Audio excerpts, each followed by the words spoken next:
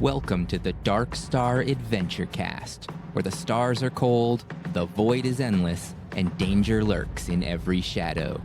Out here, trust is a gamble, and survival is never guaranteed.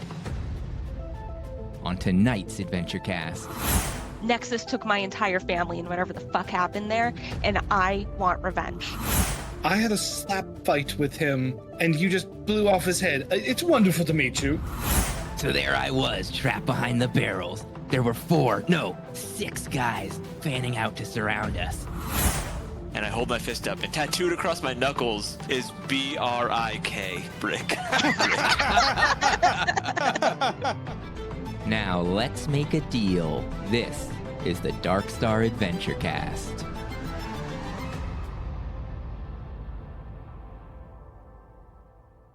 The scapegoat hums gently as it cruises between the stars. The jump is smooth, the alarms are quiet, and for once, no one's bleeding. In the cargo bay, makeshift chairs are pulled into a loose circle as the crew takes a moment to breathe. Half lit by hanging work lights, the air smells faintly of solder, old coffee, and whatever that smell is coming out of Froggy's den in the corner. Haley's hooked up her music to the Aurora stereo system, and someone's cracked a bottle from the emergency stash. Laughter is echoing off the bulkhead walls. Okay. No, that's too much. So there I am, mid...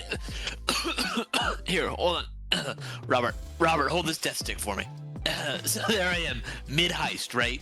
Pants around my ankles, the alarm is blaring, smoke is billowing everywhere, I can barely see anything, and then that drone rounds the corner, locks onto me. I thought I was done for. I thought I was gone. But instead of firing, the damned thing starts singing, like serenading me. Man, turns out my so-called friend decided to replace my hack with a romance subroutine. Oh my god. Only you, Felix. I never ran so fast. Felix, you don't deserve the good things that come your way sometimes. Just a lucky guy, I guess. Here, I'll take that back now, Robert. Yeah, now that earned you a drink, Felix, for sure. Haley, of course, Thorne. Yeah, I'll fill you up, but I think it's time you tell us your secret. You said the goat's name because you got framed? Let's hear it already. Well, it's not exactly a secret. It's just a painful memory. Like to hear it. Pour you a drink. Now's a good time as any, Captain. All right. I'll give you the full story. Back on my home world, Zephyrus 3, my family has a shipping company, Draxus Goods. Family owned and operated for generations. You name it, we deliver it. But it was entirely on Zephyrus 3, and I always thought that was a little bit of a waste. I thought, why don't we grow this business into something interstellar? So many customers out there among the stars that we could trade with. My mom, she's in charge of the business. She never agreed with me. No, Thorny, it's too risky. No, Thorny, we don't have the funds. No. So I met up with this guy, William Salarist. He was with Nexus Corp. And I thought, oh, one of the corpos. Yeah, I'm a young dumbass. Maybe if I work with them, they'll actually help me. Biggest mistake of my life up to that point. Salarist guy basically framed me for smuggling. And because of me getting in trouble, my family lost the whole business. He ended up taking it over. And then I went to jail. My whole family disowned me. I haven't even talked to my mom in the better part of 10 years. I don't know if she's mad or what happened, but while I was in prison, no one said a word. And that's it? Yeah, pretty much. Thorne, there's got to be more to it than that. I mean, I went deep on my story, man. I told you everything. Man, you know how hard it was for me to talk about Petey. Come on, Thorne. All right. It's only fair. I guess there is a little bit more than that. Maybe I didn't, just out of habit, maybe I left some stuff out. So, like I told you, I got out a little early from that sentence. It was supposed to be a 12-year stint in prison, but I got out after about 10 because Omnitech, of all, bought my contract. And they wanted me to be part of something called Project Red Wing. Sound familiar? No shit. Yeah. Damn. So thankfully that didn't happen after hearing about what happened to Petey. Sorry, buddy. I'd have made a shitty AI anyway. Yeah, you dodged a bullet there for sure. Well, what I didn't tell you is after I got out of prison and before that happened, I had a bunch of downtime before I got transported to Chimeri 4. So I set myself up to try and find that bastard Salaris. Wherever he was, whatever he was doing, he was going to pay for taking my family and my company away. I bought myself a brand new data pad, 500 hours on the ExoNet, and I went down to the local ramen shop and got myself a bowl. I was in it for the long haul, but barely an hour later, I found what I thought was a complete dead end. The articles were everywhere. Salaris was dead. Got killed in some kind of maglev crash about a year before that. Something happened where the transport glitched out and it nosedived right into a residential block. Killed Salaris, everyone on board, and a bunch of local residents. So he got a quick death? That's annoying. Yeah. What you thought? You find his grave and piss on it? Well, that was the plan. But some things changed. The first thing I did is I got myself a drink, and another, and another. And not long after that, I was blackout drunk wandering around the streets of Polyphon. I remember sitting in a gutter, the rain pouring down, my data pad on the ground next to me, the one that nobody knew I had, the one that I just bought hours before. Well, it beeped with a message. No sender. It just said, Salaris is not dead. He's been erased. And attached to it was some kind of cipher key and instructions to meet up with somebody called Mara.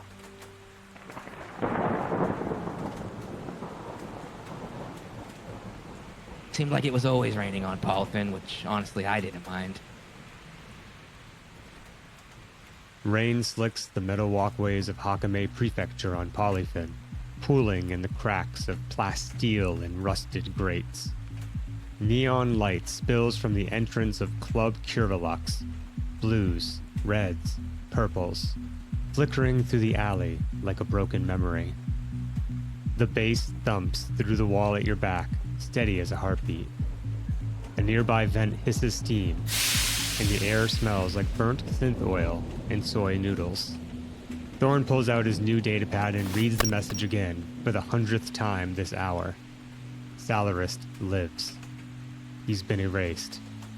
Meet in the alley behind Curvilux. Midnight. Bring muscle. And at the end of the message is a cipher key, a nonsense string of letters and numbers that probably go to something important, but Thorne's never been so good with tech and hasn't the damnedest idea what this could mean.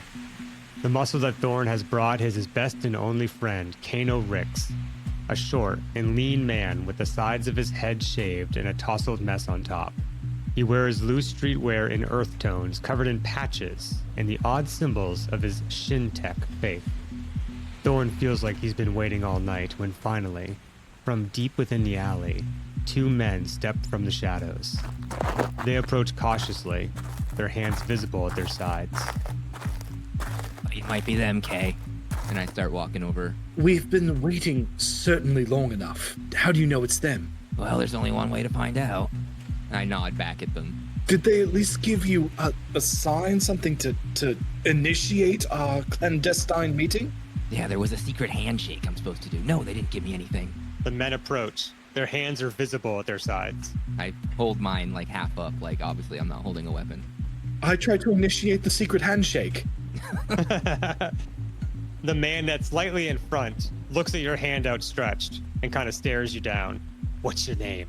I'm Thorne. You Mara? He turns and looks at his friend and looks back at you. Thorne Draxus? Yeah? I'm told you have something for me. And I'm told that you have something for me. Information? The information's coming, but I need to make sure you have what is owed to us. I think to myself that they possibly mean the key, or is it something else? The key seems to be all you have connected to this meeting. Do I have it in a physical form that I can hand over, or is this going to be more of a... It's just the message on your datapad is all you have. All right, so I just, I pull up the cipher and hold my datapad pointing out at this guy so that he can see the screen with most of the cipher visible. This is what you're looking for? He looks over at his friend. His friend gives a nod. Yeah, that's it. He puts out his hand. The datapad, Thorne. I just hand it over. I don't have any attachment to this pad. I've had it for like all of a day. He puts it in his coat pocket. You're lucky then. And he walks away. Wait, where's my intel? He stops. Listen, kid. I came here expecting to beat the shit out of you. You gave me the datapad. I'm gonna let you leave with your nose intact. I kind of glance over at Kano, like, are you seeing this shit? really did not want to be the muscle in this case. Kindly, gentlemen, sir, would you mind handing back our datapad? I don't believe that is rightfully yours. He turns, cracking his neck and then the knuckles on both hands, and he says, I was looking forward to a fight. And your friend here, Thorne? I think he's proposing one. From out of the sleeve of his coat pocket comes a baton. His friend pulls one out as well, and they approach. Roll initiative. I think these are the wrong fellas. I told you to ask for the secret handshake. Well, I think the time for the exchange of words has come to a close, my friend. The time for the exchange of blows has begun. And this is why you brought me, Thorne. Let's get to it. Couldn't do it without you, my friend. The man that was slightly lagging behind beat out the initiative order, so it's going to go him, and then Kano, and then Thorne, and then the leader who has the data pad in his pocket. So the guy who is slightly larger and hasn't said a word rushes forward and takes a swing at Kano with his baton. Does he hit with a 15? He indeed does, with an AC of 15. Oh, okay. You take 3 points of damage. Whack. The stun baton rockets towards you and hits you with a bout of electricity as it strikes you. That was your first mistake, sir. You won't get a chance to make another. The thing I have readied is a pistol. Samesies. What would Kano do? He would connect with the kami spirit of the data pad and take the data pad out of his pocket and slap him in the face with it. Oh my god. Okay, so you're gonna try to basically grab the data pad. So you're gonna do a punch to try to hit him, but with no damage. And then if that succeeds, you will do a dexterity check. Or some skill that may, I think dexterity is probably, oh no, an exert check. Yeah, I'm gonna snag it. Nice. A 12 will hit him. That's just a normal punch. Rolling this guy's punch. Ooh, you beat him by 1. Yeah, nice. So you roll your punch, you snake in underneath his jacket, and you grab the data pad from inside his jacket as he scrambles to stop you, and then he raises up his baton to attack. But before this guy can bring his baton down upon you, Thorny old boy, what you got? Thorne's trying not to attract too much attention, nor is he the type of person who's going to jump to murder at this point. I still just want my data pad back. It looks like my good friend Kano has secured it. So what I want to do is probably just, I get next to Kano, like half behind him, basically. I can see that this other guy who's right here that he just wrestled the thing from is probably not going to be happy about that. Right. So I'm either going to duck behind Kano, or if they go for Kano, I'm going to just try to, punch him in the throat. So I'm holding my action. So first of all, goon number 2 attacked Kano and hit for 3 damage. Goon number 1 was pickpocketed by Kano a moment later. Kano is facing both of these guys. He's just tanking both of them. Thorne, you're next to him, but slightly behind him because Kano moved up to be the muscle. So he wants that data pad back. And he doesn't care about taking it back right now. He just cares about stomping Kano into the ground, and then he can take it back. So he raises his baton to do that. Would you like to make your snap attack? They're going for Kano? Yep. There will be one more guy attacking before your next turn. Yeah, I'm just gonna punch him. So this guy raises his weapon to attack Kano, and I notice the opening, and I try to just quickly punch him in his exposed areas. It's exposed areas. Yeah, you know what I mean. I get a 17, which I hope hits. Yeah, that hits him. A 17 hits. How much damage? 1. You only do 1d2 damage? Yeah, I mean that's what an unarmed attack is. Yeah, we're not Haley. Oh Yeah. boy. So yeah, you punch this guy in the throat and he goes, and he stumbles back a little bit, and then his baton comes crashing down on Kano. You did not interrupt his attack, obviously. I thought about trying to knock him down, but it seems so unlikely. Man, I hope I don't roll very well. Me too. Yes. Oh, I rolled a 4. Great. Kano lives. I do indeed. I make it to the next scene. One more scene. And I helped. I do take just a whiff, just a tickling of shock damage, but I'm still standing, just barely, but still standing. Like when you lick a battery, that's the kind of shock damage you got. Yeah, I'm truly feeling the spirit of the machine here. Oh, sweet Jesus. Never been closer. So the bruiser, the slightly larger guy, it's his turn. So he is going to try to snatch the data pad from Kano as Kano rocks back and forth on his feet. He rolls his punch. 16 gets you, so he succeeds on his punch. And now roll your punch as a skill, Kano. He got a 10. Ooh. And I got a 7. So you're about to lose the data pad. However, as an expert, you can reroll a skill. I do believe I am going to play dirty and try to kick him in an indeterminate position. Go for the shins. Yeah. Oh, wait, no. Oh, I got so excited. close. I rolled a 9. You rolled a 9, which is better, but he got a 10. So he snatches the data pad. Now he has it in his hand. Oh, man, we got a data pad hot potato going on. And that took up his turn. But he Kano? does have some very sore shins. His shins are smarting, let me tell you. Okay, Kano, you are dangerously close to being unconscious. What would you like to do? Well, now that I'm in position, I'm going to try to steal the data pad and then use my full movement to run away. There are like an attack of opportunity type thing. Yeah, you'd have to do a fighting withdrawal, which is like a disengage. Well, then I'm going to stand here like the badass I am and take it like a man. And just hope he misses. Pretty much. Well, you crushed that attack roll. I did Yeah. roll an 18, so I me wanty. Do you want to use your punch or do an exert deck? We're going a big punch-a-rooney for 10. Sir, that is mine. Thank you. I'm sorry. I know you were trying to just take a quick photo of us, but unfortunately, I will be taking that back. Thank you. Kano rolled a 10 and this bruiser rolled an 8. So you snatch it back from him and then you're moving away, thus incurring 2 attacks of opportunity. Is that what you're doing? No, I think I'm just going to stand here like a man and take it. Okay, do you want me to, like, take it from you and run? It's probably not a terrible idea. Not to abandon my good friend. It's either that or I'm pushing one of these guys onto the ground. Or just, swallowing my pride and putting a laser through him. I am currently on the ground in a fetal position holding the data pad going, mine, mine, mine. I'm not going to leave my only friend on the planet, though. I mean, you can totally just steal it, and then all of a sudden, Jano joins the adventure. Jano. So I'm going to draw my readied laser pistol. Now that Kano is on the ground holding the pad, and I'm going to brandish it at these 2 guys, and I'm gonna say, unless you want a mouthful of laser, I think the 2 of you ought to back off right now. So go ahead and roll a... You gotta give your boy a talk charisma. It's going to be a talk charisma, and I'm going to give you a +2 because you are pointing a gun at them. Oh, this is what I like. This is what Thorny is all about. I spent 10 years in the clink. Don't test Not me. going Is that a good back. Thorne? Is that a good Thorne voice? No. I ain't going back. I am not going back to prison. Isn't that your catchphrase from like the first that's my episode? catchphrase. What did you do?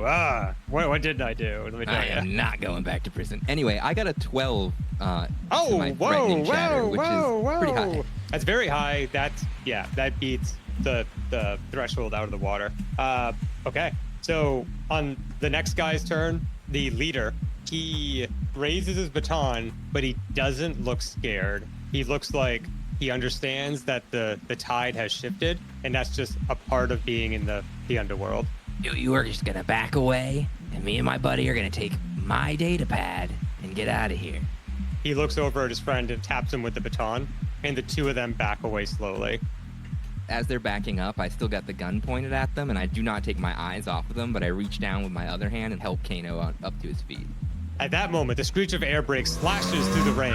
Turning, you see a battered grav car with a hulking man behind the wheel at the edge of the alley just 15 feet away.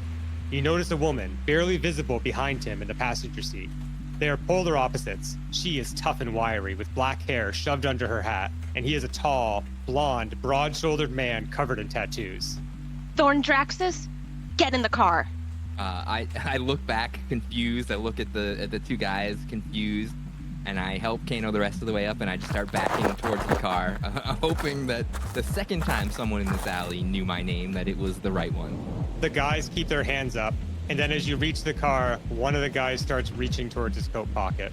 Can I lay down some covering fire? Can I shoot him from the car? Yes. So go ahead and roll to hit. Both of you, just go ahead and roll at the same time. You're shooting past bricks, so I need you to take a -2. As you guys are doing that, I'm rolling into the car. Just rolling in. I got the data pad. I keep tasting metal. Dude, look at my roll. I rolled a 19. I actually got a 20, but the -2 fucked me. But 19 for 6 damage. Straight shot straight to the head, right over a brick, because I am here on business. Boom, boom. Thorne, you lay down covering fire and you just shoot wildly. You understand nothing about pistols, especially because you just got out of prison. This is probably the first time you fired this laser pistol that you picked up on the black market just a couple weeks before. Yeah, probably. Meanwhile, this woman in the passenger seat shoots past her friend's face, almost skimming his nose with a bullet as it rockets out the driver's side window and blows the head off of the hired goon. The leader one looks at you, then looks down at him. He doesn't move, and then he just gestures towards the car. Yeah, I'm already half in it at this point. Come on, Mara, it's time to go. I had a slap fight with him, and you just blew off his head. It's wonderful to meet you. Wait, you're Mara? Who the fuck are you? This is Kano. Don't worry about it. I start driving. No, I am gonna worry about it. You had 2 Nexus goons after you. What the fuck do you think this is? I thought it was supposed to be some kind of a meetup. I had no idea what you looked A like. meetup? How? He's my cover. I'd be dead I without sent him you right now. a simple message, and now we have Nexus bodies. Like, do you know what's going on here? How do they know I was gonna be here? At that moment, behind you, you see a very conspicuous pair of headlights pull out into the street behind your grab car and begin to follow you at a very consistent pace. Mar, looks like we might have some company. Better get everybody buckled in back there. All right, Brick. It's probably Nexus. You know where we're going? Yeah, I got this. Good. How'd they know where we were gonna meet? It wasn't me. I received a message to come find Thorne Draxus. Said you knew something about Salaris, that you were looking for him.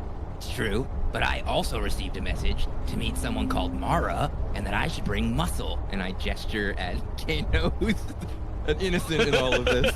I'm the muscle. So what do you know about Salaris?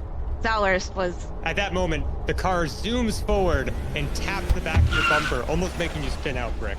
I need you to roll your pilot skill, which we're using for driving. This is to not spin out and keep your grab car on the road. And at this point, it's becoming very clear to you that you either need to engage with this car or you need to escape this car. What stat am I modifying my pilot roll with? That will be a pilot dex. Okay, thank you. I rolled an 8. Blew it out of the water. Nice. Brick grabs hold of the wheel. I make the corrections to stop spinning out, and I get a bit of distance from the car, and I get ready to make a move as I know the intersection's coming up, and I think I have a way to maybe gain some ground and lose these guys. Okay, and you know Hakume Prefecture very well. You I grew grew up here, baby. Block not 6. that far away in Block 6, baby. Block 6! You are rocketing down what is normally, not necessarily a sleepy street, but there's a lot of street lights, there's a lot of businesses. The rain-slicked streets of Hakume Prefecture are sliding by as cars in front of you are just in the way. You're going around them. The screech of the grav brakes. You get some distance between you and them, but they are not giving up that easy. Brick, be careful. Need to make sure these guys are actually who they say they are. Because for all I know, you guys are more Nexus goons. Just like the 2 that are coming after us. I have been on the hunt for this man Salaris for a whole frickin' year, and I am not going to let you 2 mess it up. I heard you had information that you also want this guy dead, so let's frickin' see it. Everyone says he died in a maglev crash. There were no survivors, but I know that's not true. And just how exactly do you know that? There was a survivor, and it was me. Nexus took my entire family and whatever the fuck happened there, and I want revenge. And you are my best chance to get it. Sounds like we have a lot in common then. Good, because you're in it now. This is my last chance to get this done. Are you in? Brick, you've reached the intersection. It's time for you to do the maneuver that you planned out. What were you planning on doing?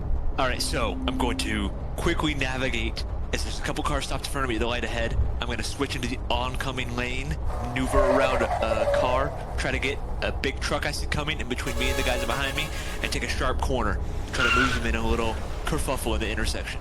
Okay, this is well within your skill ability, so go ahead and do your same roll as before with your DC of 6. That's a 7, baby. Okay, cool. Ooh. Now, you need to get 3 successful escape rolls, so that's your second one. You got a good distance away, now you have a semi between you and them. The action that Brick is putting you guys through in the back seat is throwing you back and forth. Kano, you bash the side of your head against the glass, and it's smart. Was at 1 HP and now I'm potentially pretty much unconscious. I'm at 0.5% HP. You're at 1 HP? Okay. Oh, yeah. Well, so you bash your head, Where'd you get this driver? and you are reeling, my dude. You are reeling. I'm currently seeing stars. I'm holding this data pad like it is a teddy bear. I hope it was important. Mara, we're almost there and in the clear. Can we trust these guys? You know what? We don't have a choice. We're the ones who just got into a car with a couple of strangers after fighting 2 Nexus goons in an alley. If there's anyone you can trust, it's us. And we just picked you up on faith alone. Good, and as soon as I think of a way to prove to you I'm Thorne Draxus, and you a way to prove to me that you're this Mara character, until then, let's just agree to work together. Honestly, I don't think there's ever going to be a way for us to really prove who we are to each other with all the stuff going on here on Polyphen. But I can assure you that Salarist, he's alive. This whole thing's been a setup. Of course. He's a trickster to the core, the bastard. So, Brick, you continue to try to put distance between you and the Nexus goons that are in the car behind you. You are gliding down the rain-slicked street of the permanite world Polyphen, deeper and deeper and deeper into Hakame Prefecture, looking for the landmarks that will let you know that you've arrived. But first, you gotta put more distance between you and those goons. Go ahead and give me one more Dex pilot roll and cross them fingers, boy. Am I just getting like speed far away from them with this one? It's up to you. Can there be a drawbridge? I'll tell you what, you know that there is a construction site coming up, Okay. and there's a ramp that you've had your eye on for the better part of 3 or 4 months, and you're a dirt bike enthusiast. You're like, damn, I gotta figure out how to get my bike there, go off that ramp and not get caught, and you see a golden opportunity, my friend. All right. I maneuver us, I line us up, and I think I've got my spot ready. I know where I'm gonna land, and what's that? I think I know that spot. Yeah, we gotta get there. Mara, you see him lining up for this jump, and you know exactly what this dude's doing. Brick! Hold on, everybody. It's an 11. Oh my god! Brick cannot fail a roll! Brick!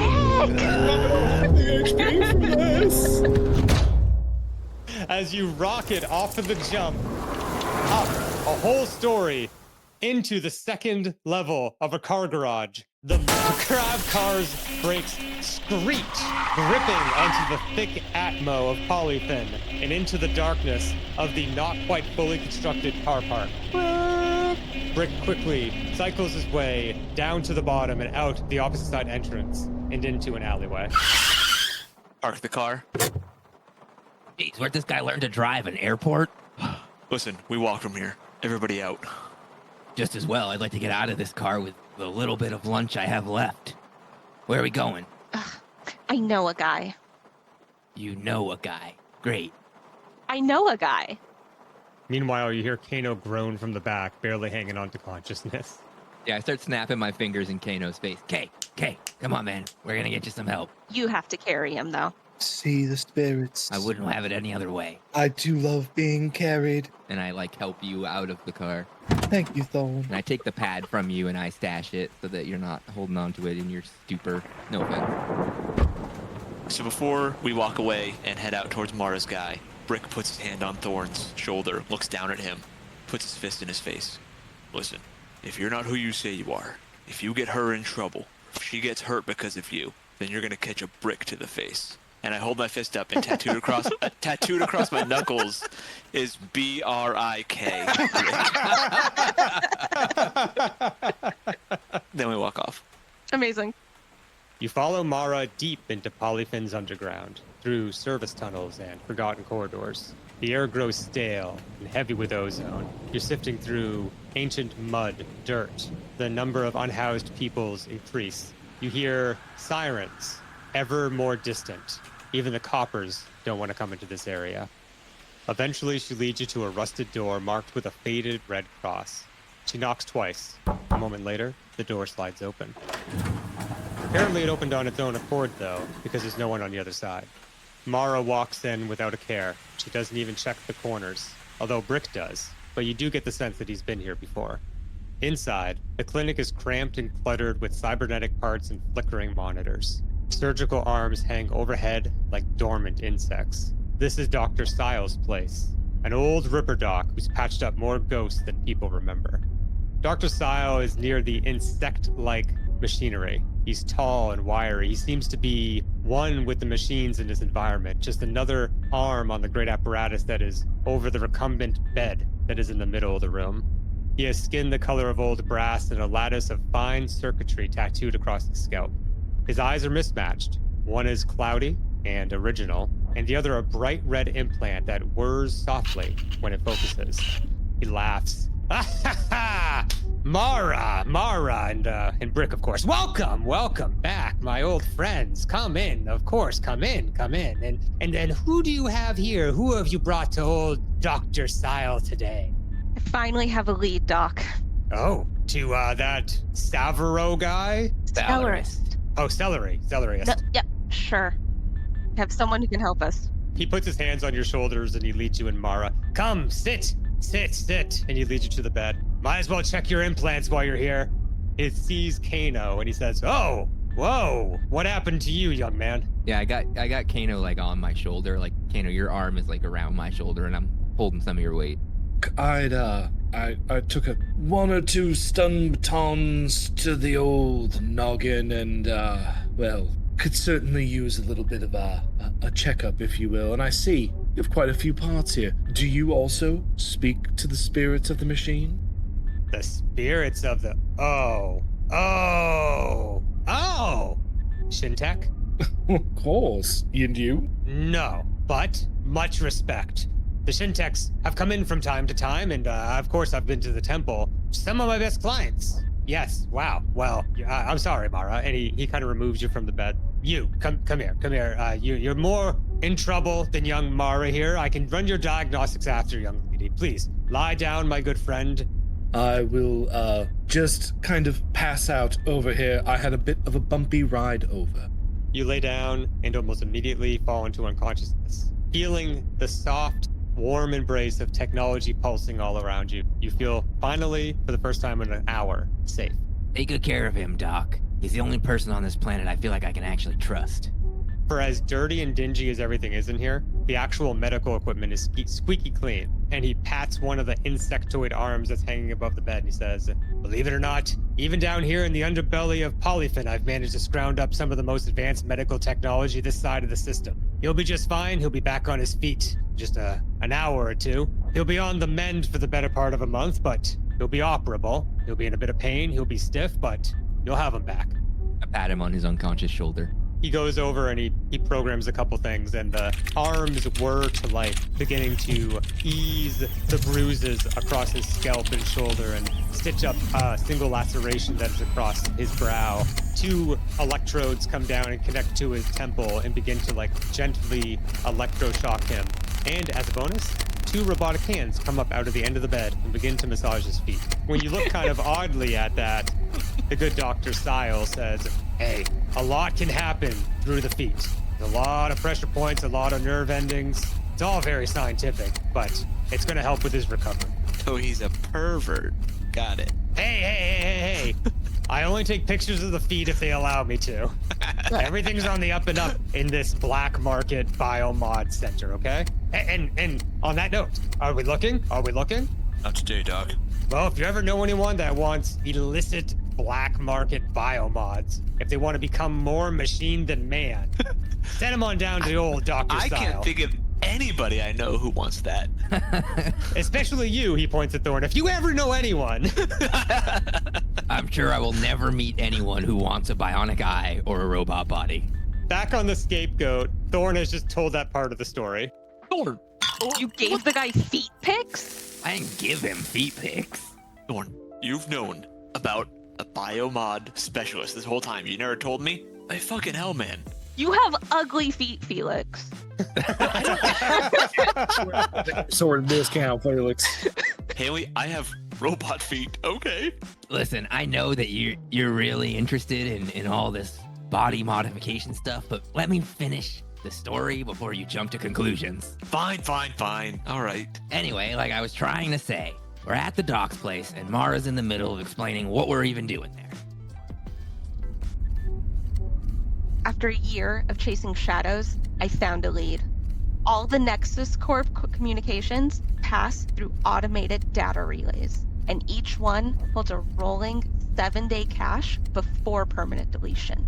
The relay nearest to the maglev crash site was taken offline for repairs hours after the crash.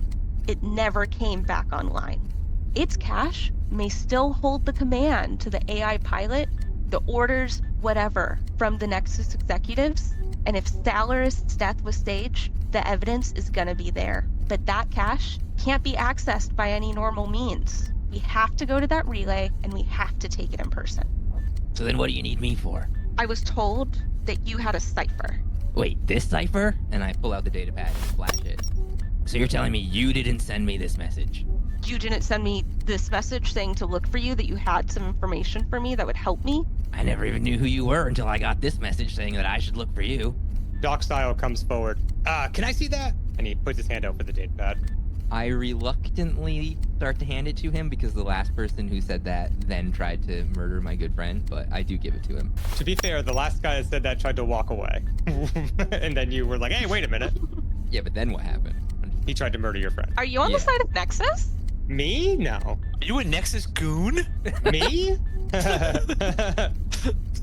Doc Style, he takes it and he says, it's weird. It's missing a sender. Do you see this? I noticed. Okay, yeah. Basically an anonymous. This shouldn't even be possible on the Nexus network. Yeah, this is through the Nexus subnet of the Exonet. Yeah, this should be impossible. Do you mind if I check this out? I just look at Mara. Yeah. What are you looking at her for? She trusts me. And he goes off and he plugs it in. You do trust this guy, right? Other than Brick, he's the only person I have left on this planet who could help us. That message may have been anonymous, but you're still the best chance I got. Well, you're mine, too. Mara, they could have followed us. I don't know. I don't know if we can stay here long. We still on for tonight? The relay? We still got it. We're gonna Alright. be on track. This guy had what we needed? He did. That cipher, now that we have a copy, we can figure out what happened. Be able to figure out where Salaris is. Your family's gonna rest at peace, Mara. Doc Style walks over as you're sharing this moment with the datapad and he says, yeah, no sender. It's almost as if you typed this out yourself and just had it on your datapad. Like it was never sent to you. Yeah, I must have got really drunk and just came up with a cipher all by myself. I give Thorne very suspicious eyes. Well, it starts, Z7X, ends with at CW3. Those are, the prepend and append of relay code. So I was listening to you. So this seems like it's the relay code. So relay codes can do a bunch of different things, right? So each of the different relays that are all over the Nexus area of Akame Prefecture, for instance, have these relay codes. They're rolling codes, so they're only good for so long. You can go to a relay, go up to the platform control panel, and if you enter this in, or if you have some sort of connection, you can plug it in, and it'll give you access to the terminal. They're usually only good for about 24 hours. But if what I'm hearing is correct, that relay went offline. So if it's offline and you're trying to access its cache, and this is the code that it's expecting from when it was last online a year ago, when you power that relay back up, you should be able to use this code to access everything in there, everything you could want. So we're good to start the mission. I'm sure if Kano was awake, he would say that the datapad reached out to me itself. You have weird friends, Thorne. Oh, hey, whoa. The Shintech religion may be a little odd, Mara, but we should show reverence. They're doing good work in the city. Yes. I'm sure she doesn't have anything against Shintech. Oh my So God. that's it. We get to the relay tower. We we solve this mystery for both of us. And as you're saying that, he goes over and he touches Mara's scalp. Mara, you don't react at all because you're so used to this. He peels back a piece of skin, and there's a port there. And he plugs into the port, and he begins running the diagnostics on your 2 different biomods. One of which is your eye mod, which allows you to zoom up to 500 meters, telescopic vision. And the other is your Ghost Talker transceiver, which allows you to talk with Doc style up to a pretty good distance. So it has audio-visual transmission. So sometimes when you need help, he acts as your tech support. So he runs diagnostics on that, and on his data pad, Thorne and Brick's seen this before, but Thorne especially, you can see on his data pad as he runs the diagnostics that he can see through her eyes, and there's a little bit of feedback as you're talking. You can hear your own voice. Mara, when you were zooming in, have things been a little blurry for you? It doesn't look quite right to me. It's been a little bit harder these days, Doc. Okay, you gotta come in. You gotta come in and see old Doc style when you have these problems. It's not biology, it's biomodology. It's something I can fix. Just a quick patch, beep, boop, beep. Is that better? Yes. Okay. I can't really see 500 meters in any direction here, but... A comedian, Number 1 huh? or number 2? Number 1, number 2. Is it number 1 or number 2? Number 2. No. So he unplugs from your scalp and he folds your skin patch back into place. Mara, I'm gonna go get transport prepped. When this guy is up and running, I think we can get going. I gesture towards Kano. Got it. We'll check on Kano. Kano is good to go in just a few more minutes. So Brick goes upstairs and he finds transport. I'm prepping just everybody knows. I'm prepping motorcycles. Also, does this mean Mara So providing feet pictures because she is so desperate to kill these guys that she's like, yeah, I'm giving myself pedicures for the Ripper dog? Like, I was like, oh, this is like Victor from Cyberpunk. But no, it's fingers. It's fingers. It's 100% fingers, and you just like offered me up to him. I know. His so robot sorry. massages feet for purely medical purposes. However, Totally. It's a blood flow thing. he does accept credits. But if you don't have credits, it accepts digits. Block 6 insurance companies ever gonna pay out to me? To Mara Vex? they think you're dead. Oh shit, yeah. So they paid out your life insurance. Oh, but you had no family that survived, so I guess they kept all of They that. kept all of them. Convenient. And guess who owns the insurance company in Nexus Hakame Corp. Prefecture? Nexus Corp. And I will... Nexus Corp. Everything Yes. ends up there. They made money when you and your family died. Yeah. So you go up and you prep some motorcycles. I don't know where you're getting them. So why don't you go ahead and roll... Actually, Mara's the one with all the connections in this area. So Mara, why don't you roll Connect? Ooh, yay, thank you. I'm excited. What am I? Brick has connections in this area, but only through the strength of Mara. Am I running this on intelligence or wisdom? I would say we're gonna go with wisdom. Okay. Or charisma. I think wisdom's great. Wisdom's great. Yeah. Yeah, that's what I thought. Cool. Roll wisdom or Ooh. 8. 8. Great roll. A 6 and a 2. Thank God. Good roll. So, Brick, you go up and you have a contact with a gang in this area. It's a small gang, but they kind of spread across the sector. So they're on different planets and they're even on space stations. Oh no.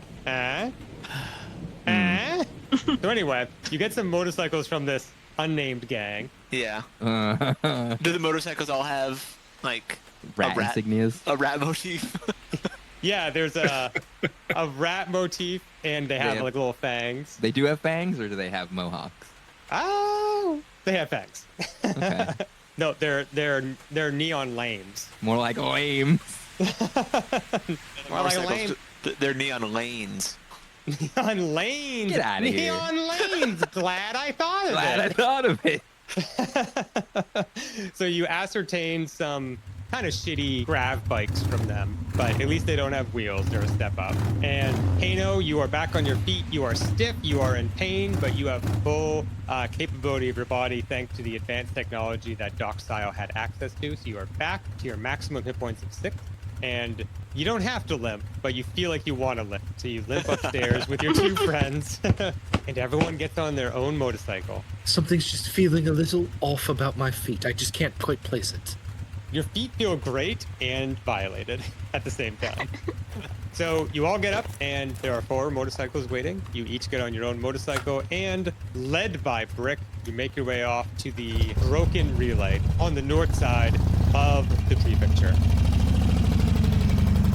On the way, you pass residential block 6. Mara and Brick don't even look up. But when you see the big 6 emblazoned on its side, Thorne and Kano, after hearing the story that you heard in the car and finished in Doc Styles' place, you can't help but look up. 30 stories up, at least, a blackened, fire-ravaged hole still exists inside of the building. The maglev is long gone, but they never rebuilt that part of the block. But that hasn't stopped people from living there. Every floor leading up to that one is populated. People walking around inside, lights are on, laundry is hanging outside, and even more crazily, people are living above the crash site in a part of Block 6 that looked like it's ready to crumble into the street at any moment, but has been hanging on for a year, so maybe it's safe. But that spot, those rooms, those apartments, that's where Mara used to live a year ago with her family, who were all killed in the crash. You continue speeding along the slick streets of Hakame Prefecture and Polyphon. It's been about 6 hours. It's still nighttime. It's always nighttime. You leave the general section of Hakame Prefecture's city center, and is a bit of a highway for just a few short miles leading to the next prefecture. Here is the only glimpse of nature that many people in this area will ever get. Barren wasteland, scrub grass, a lone tree here and there. The megacity isn't allowed to extend to this area because, well, they have to dump their refuse somewhere. Mounds of garbage and toxic waste, streams that have been turned into sludge. What you can only assume was once a large hill has now been beaten down and is but a small lump covered in garbage. But out here is the northern Hakame Prefecture relay. A large cell phone tower-looking structure with a platform about 100 feet up and then 50 feet more of relay reaching off into the sky above that platform. That control platform is where you are trying to go, and there is a lattice work of stairways snaking their way all the way up to that platform. The relay itself is fenced in, chain link, large berth around it, lots of parking, but no one's been here in well over a year. The gate is locked. You drive your motorcycles up to it, stop, kick out the stands, and get off. What would you like to do? Well, as Brick gets off his motorcycle, I'm kind of looking around the area. I've been watching for tails the whole time, looking for threats, on alert, looking out for any of those goons. Looking around, you don't see anyone in any direction whatsoever, except for back on the highway, which is now about 200 meters behind you. You can see a steady stream of cars and maglevs making their way around. All right, Mar, looks like we're clear. We should move in. Great. Let's break through. Brick, you came prepared. You take out your bolt cutters and you snap the chain and push open the rusted fence. It's about a 100-foot walk to the relay. Take point. Keep your eyes open, Kay. I tap my ghost receiver just to make sure that Doc Styles aware that we're here, just to confirm that that connection is made. He sees what's happening. You hear in your cochlear implant, Doc Styles says, "I hear you, Mara. I can see. Be careful. I don't like the looks of this. Let us know if anything comes up, Doc." I'm trying to access the satellite feeds now, but you know Nexus. They got it locked down. I'll do my best, and good luck. Thanks. See you on the other side, Doc. See you there." Brick leading the way on point, sweeping back and forth, looking for trouble. The 4 of you make your way the 100 feet towards the relay. The relay looms like a skeletal tower against the haze of Polyphon's upper sprawl. It's an ancient, rust-streaked antenna stretching high into the neon sky. Its lower levels are all exposed steel and forgotten scaffolds. There are open-air platforms bolted onto its frame like afterthoughts. Cables whip and hum in the wind. Flickering hazard lights blink through the gloom. Faded Nexus Corp logos cling to the metal, half-eaten by rust. It's been a long time since anyone's been here, and the climb up those winding stairs look dangerous. As you approach the last 25 feet to the relay, a van screeches to a halt at the entrance to the fence, barreling over your 4 motorcycles that were left there, and goons begin to pile out.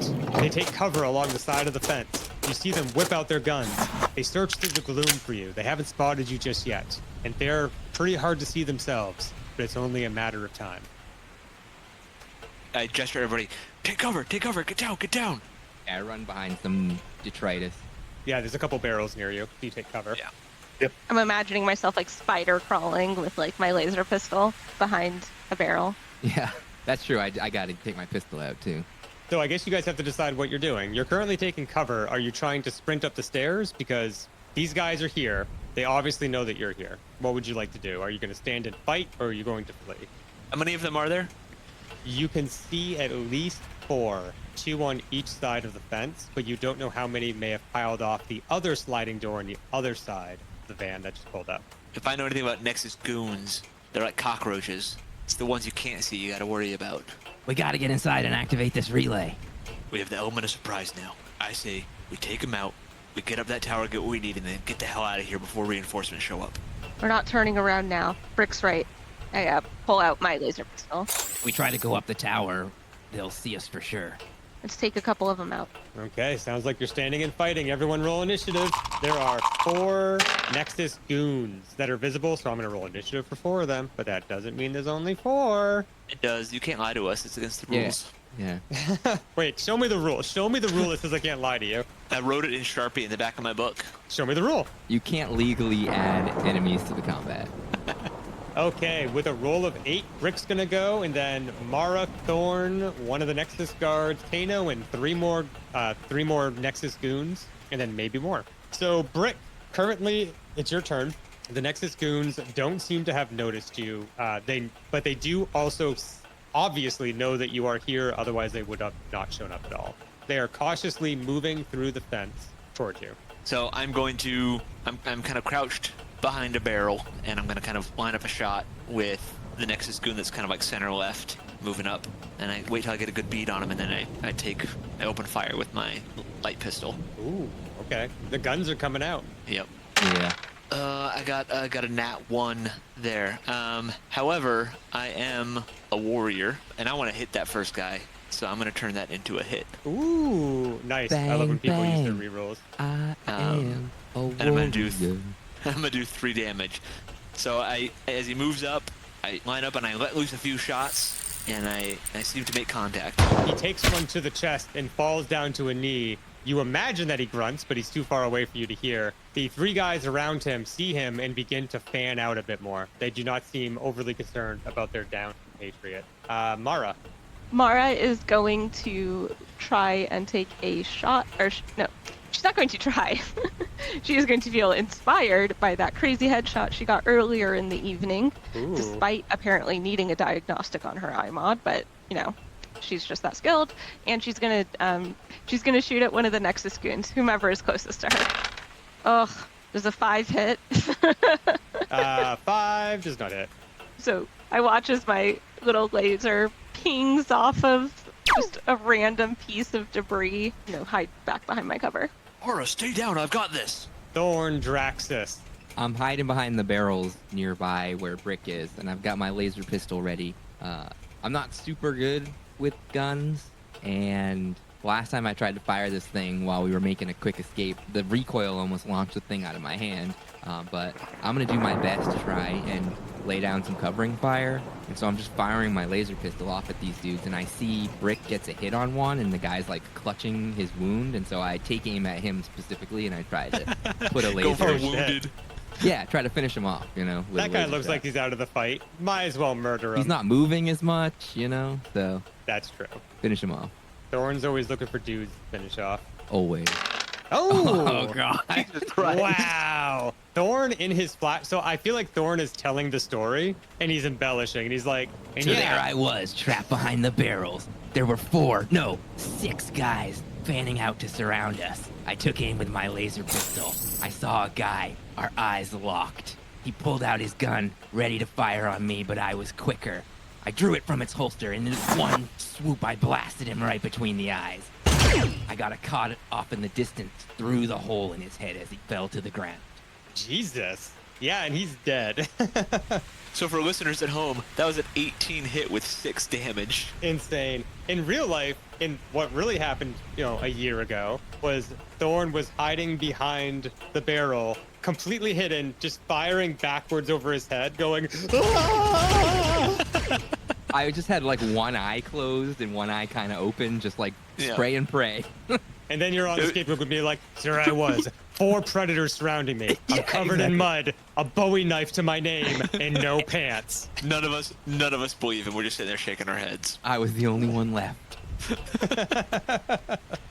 And a guy collapses to the ground. Before the next guy's turn, they all have to roll morale because the first enemy went down in a blaze of thorn-like glory. So I'm gonna roll for the 3 guys you can see. Keep saying that. I told you you're not allowed to lie to us. I know, right? Number 1 succeeds. He will be sticking around. Number 2 succeeds. He will be sticking Aw. around. We have a DC of 8. I rolled a 7 and an 8. Number 3 succeeds. Rolled a 3, which is last time I Yeah. checked mathematically under an 8. So he will these be guys- sticking around. They don't give a shit about their friend. They look at him and then they assess their own philosophical feelings on mortality and they go, I could deal with this. So It's not that they don't care about their friend, it's that they care about the mission and they know that their friend knew what they were getting into. this guy runs forward, takes cover behind a barrel, and takes a shot at Brick, who is kind of diagonally to him, also taking cover. So because Brick is taking cover, this guy is going to take a -2. Good thing I only rolled a 5 because I rolled max damage on this rifle for 12 damage. Yeah, 5 does not hit Brick. That's a big yikes for me, though, about the damage. Because he's what is colloquially known as a non-player character, he can't use the warrior ability to reroll that to automatically kill your ass dead. You can thank me later, you owe me a soda. Okay, so that's that guy. He missed. And Kano, your turn. Well, is there anywhere besides the barrels to sneak and hide, or is this a true firefight? Yeah, you could just sneak off into the dark. There's all kinds of refuse and barrels and darkness itself if you want to hide. Understood. I think I'm going to take a shot with my laser pistol at the guy still in open cover at the top, and then am going to use my movement to move towards the stairs. To use them, even though they are just partially slatted, for some type of cover. Okay, do it up. What's your weapon?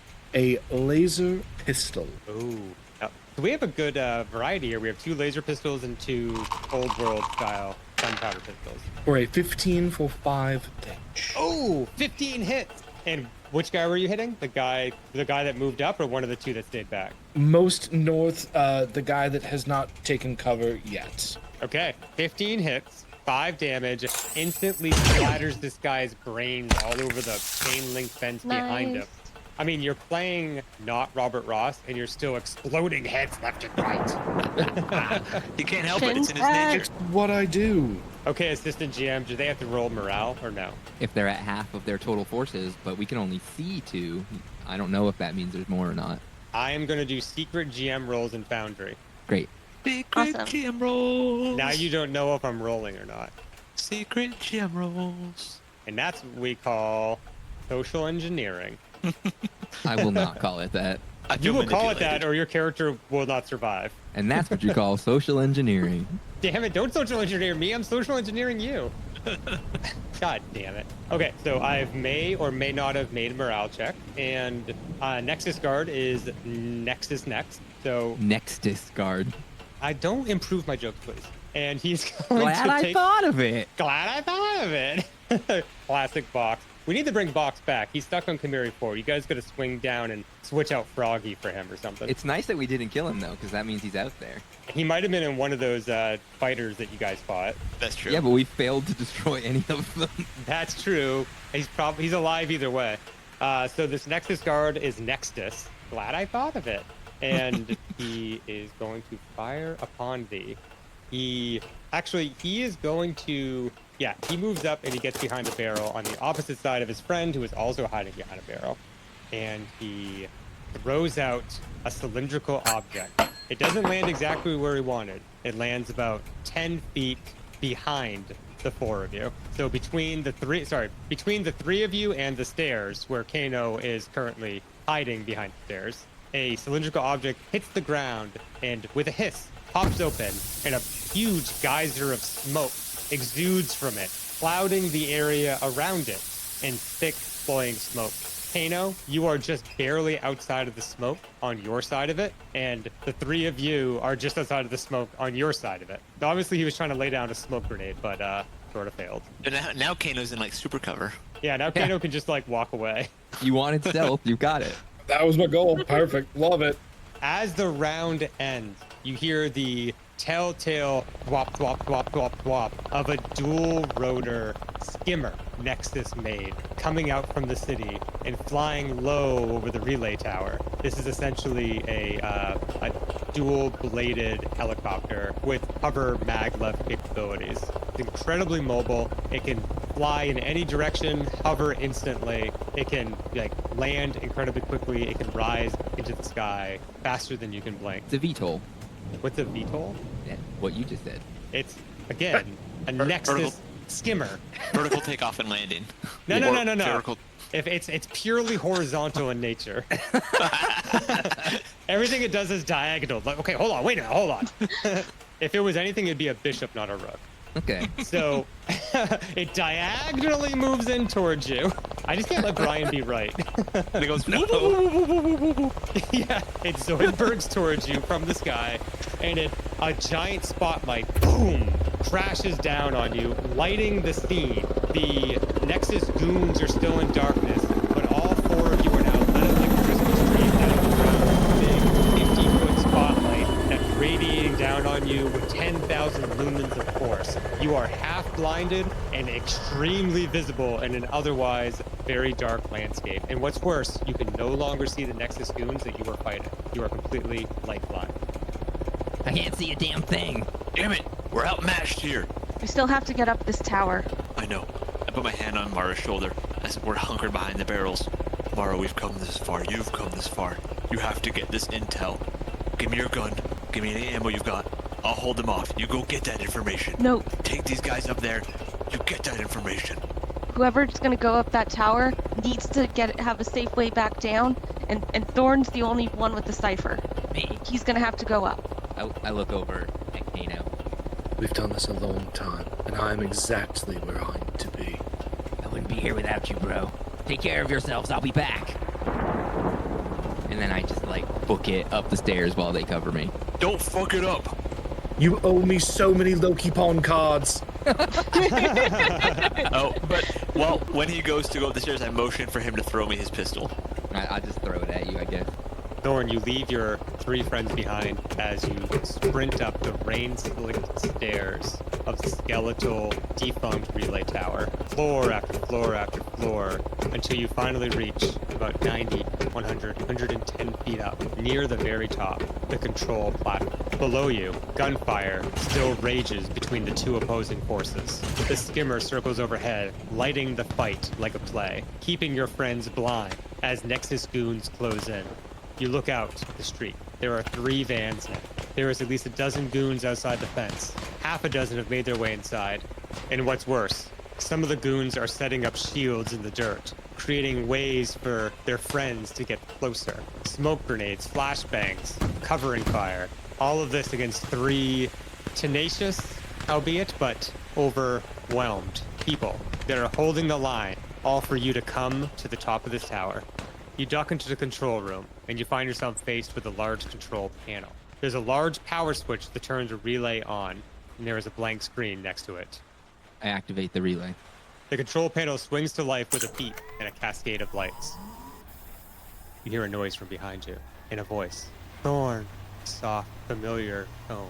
I reach for the pistol that is not there because I gave it to Brick, and I spin around real fast to see the source of the voice. At first, you don't recognize the figure. A person in tight black clothing, a loose, dark-colored cloak fluttering down to their knees. They are backlit as the skimmer flies overhead. Who's there? But the skimmer passes, and your eyes adjust, and then you recognize a form from the past. Mother? She steps into the room. What the hell are you doing here?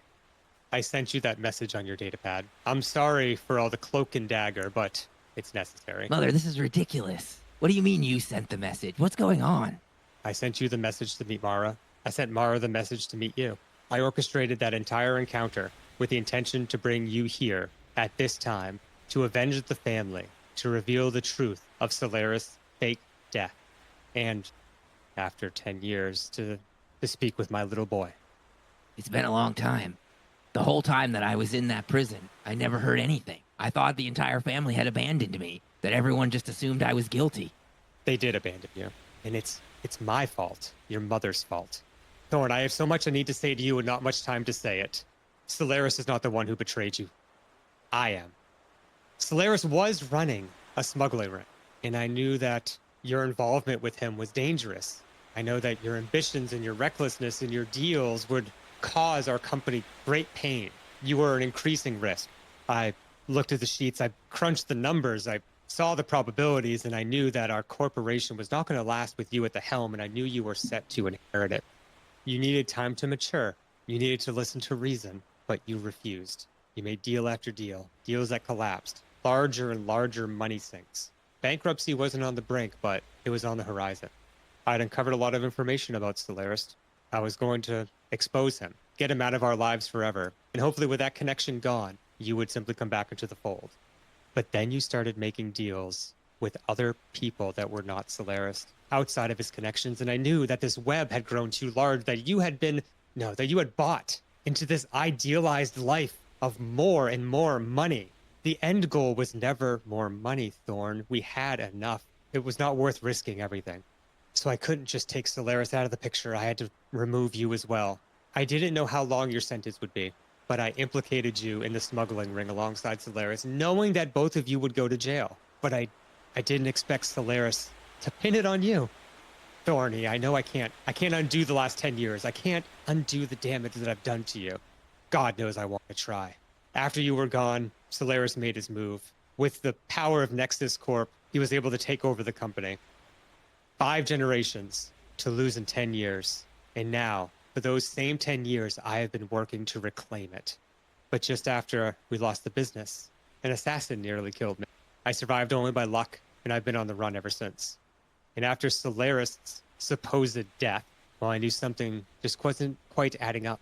I know the information you need is in that control panel. And where I have failed, I believe that you can succeed.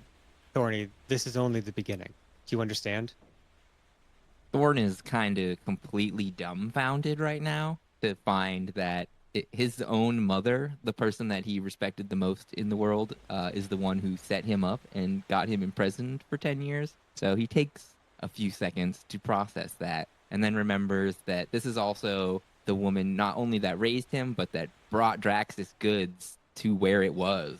And so she had a great mind for business, and if he thought that he was in the way, that maybe she had good reason to think that. He knows he made some mistakes. Mother, it's a lot to take in, but I will make sure that Solaris pays for what he did. I can forgive you, but him I will never forgive. Solaris is alive. I know you can take the data that's in this control panel and find him. I believe in you, and I know that you can take back the company and restore the family. Mara is tough. She can help, and she comes with a bonus, Brick. I didn't choose them lightly. They are motivated, and they are willing, and they want to see Solaris come to justice as badly as we do. I'm pleased that you made an ally in Kano. He's an extremely useful cap burglar with a storied history. Yes, I've read all about him. If he's willing, I would love for him to accompany you, and we would pay him handsomely at the end of all of this. You have a team now. You have friends, dare I say, ones that can help bring down Solaris. Will you do this? Will you take back the company and save the family? You don't even have to ask. We'll get it back. Drax's goods will be owned by Draxus again. You'll see. I won't give up. She steps forward and she produces an object from her pocket and hands it to you. Your father's wedding ring, inscribed on the inside with the Draxus family name. I think he would want you to have it. I just take a look at it in the light and kind of like slip it away. I go in for like a hug. She sticks out a hand. I just kind of dumbfounded, a little confused. I grasp it. She holds your hand for a second, shakes it, and lets go. Thorny, you won't see me again. What are you talking about? Where are you going? You could come with us.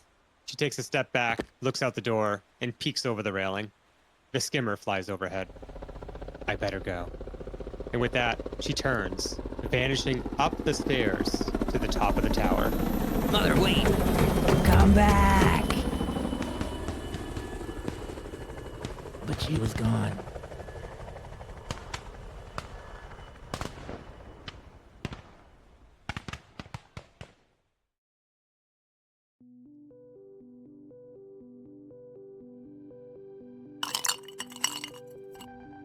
Well, I didn't know what to think, and I didn't have time to process it all. I just downloaded the cache into a chip, and I rushed down the stairs to try to help the others. But by the time I got down there, it was already too late. No. Brick and Kano were there, dead. I found their bodies, full of laser holes. Mara was gone, as was the van. I watched the skimmer glide off into the night. They didn't care about me at all. It was Mara they wanted. I assume she's dead now, and the cover-up of the maglev crash at Block 6 is now complete. That one last loose end finally tied off. I'm so sorry. No, Thorne. Prometheon owns Nexus Corp. If there's data on this station, anything that can help, I'll get it out for you. Oh, I know, Felix. It's all I can think about. I'm gonna find Salarist. And when I find him, Thorne takes out his pistol out of his holster and he slams it down on the table in front of everyone. I'm gonna kill him. And then we're gonna piss on his grave. Yeah.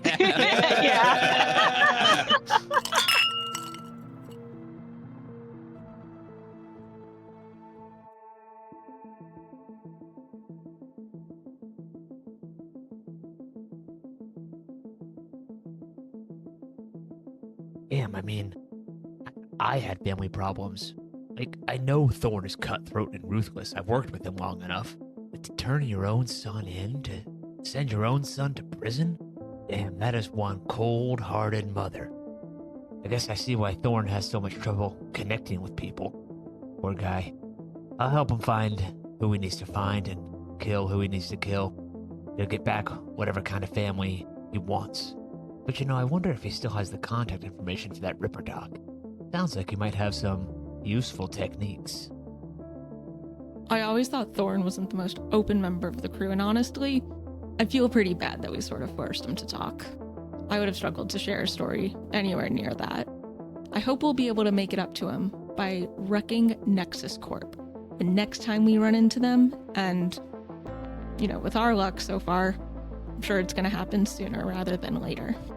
Ugh, I feel pretty bad for forcing Thorne to share that story, and I struggled and wanted to keep quiet on that too. I hope we'll be able to make it up to him by wrecking Nexus Corp the next time we run into them. And with our luck, that's sure gonna happen sooner rather than later. I still can't believe Thorne, betrayed by his own mama, cold-blooded. That's the kind of cut that just don't heal. They scar over, he ain't never gonna be the same again. Then his team gets wiped out, all of them. You know I've been there. You never forget losing a brother in arms. Doesn't matter how many years pass. When he plants your cross, faces, voices, they stick with you. And you're just stuck sitting there, thinking, why me?